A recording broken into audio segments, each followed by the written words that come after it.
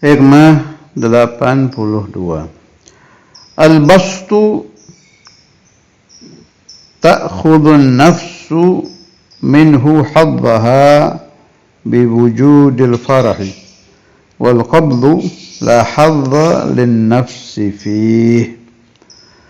Basat mengambil nafsu minhu dari basat, haddaha bagiannya si nafsu biwujudil farah dengan adanya kesenangan. Ya, otomatis orang kalau sedang maqamul basat ya bawaannya sedang senang. Wal qabdu dan gabat la hadza tidak ada bagian lin nafsi bagi nafsu fi. Fa innan nafsa sesungguhnya nafsu mata akhadat hadzaha minal basti, kapan saja dia mengambil bagiannya minal basat dari magamul basat, la tatamalaku hatta taqa'a fi su'il adab. Jadi biasanya beliau itu tidak bisa menguasai jiwanya sehingga jatuh pada su'ul adab kepada Allah. Nah, su'ul adabnya bagaimana? Minat tahaddufi, daripada bercerita, biidrakil maqamat, dengan mendapatkan magam-magam, wal husul ala khawarikil adat. Ya Allah, saya baca begini nih kok kerasa nggak pantas ya. Ada magamuhum, ya kayak kasus, bukan kasus ya, kejadian siapa ada Idris itu yang di Mesir itu. Kisah masyhurah yang dapat safinah dari Rasulullah sallallahu alaihi wasallam. Safinah itu kayak buku harian notes itu. Terus setiap ditanya sama ulama-ulama Mesir, Habib Abdurrahman bin Mustafa kalau nggak salah namanya, ada Idrus. Wajadal jawab maktuban fis safinah. Jawabannya ada di situ. Akhirnya sebagian ulama Mesir fudul, apa ini yang di dalam, penasaran, pengen tahu. Terus diambil, pas dibuka kosong.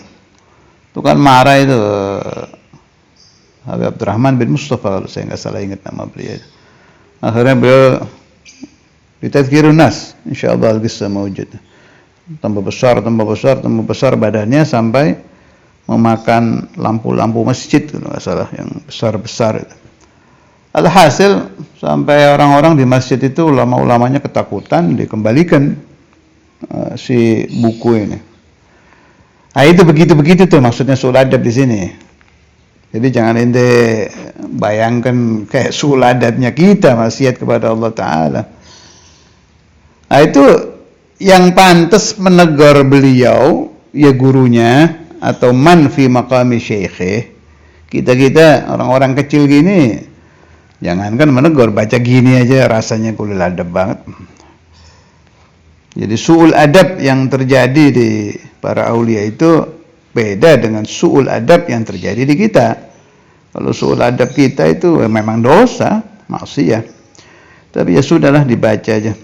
Masa mau dilompati ya, tetap meskipun ini bukan maqamuna, nagra ala sabili tabarruk min at-tahadduthi bi idrakil maqamati wal husuli ala khawarikil adat wa ghairi dhalika mimma huwa munafin lil ubudiyah.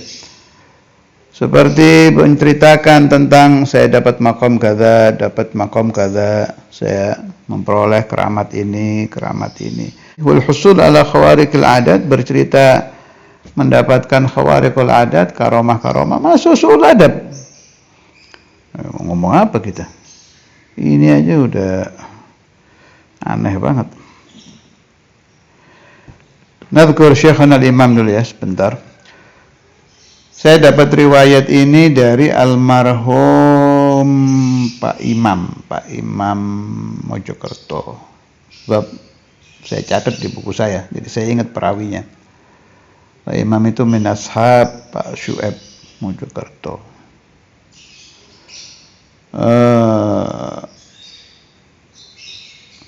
Almarhum ini terlintas di hatinya, kenapa Habib Abdullah ini jarang mengeluarkan keramat. Khatar fi qalbi. Kan memang jarang Ustadzul Imam kan. Nah, annahu wali min awliyaillah dibanding Ki Hamid Pasuruan dan lain-lainnya jauh. Sangat jarang. Kalau boleh dibilang hampir tidak pernah terang-terangan mengeluarkan karamah. Hatta al-mukasyafah.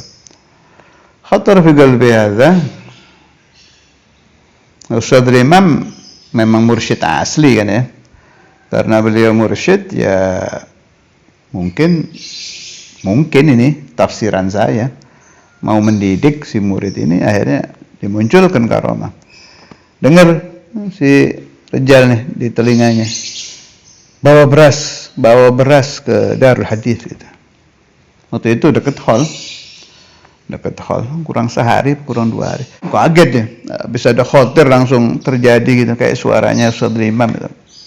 Suruh bawa beras, udah langsung ngambil beras berapa karung itu dibawa.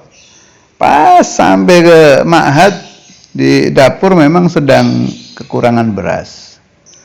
Tapi udah mulai takut ini dia nih. Wah, saya kurang ajar tadi sama Ustadzul Imam, sama yang mulia, sampai dibuktikan karomahnya ini.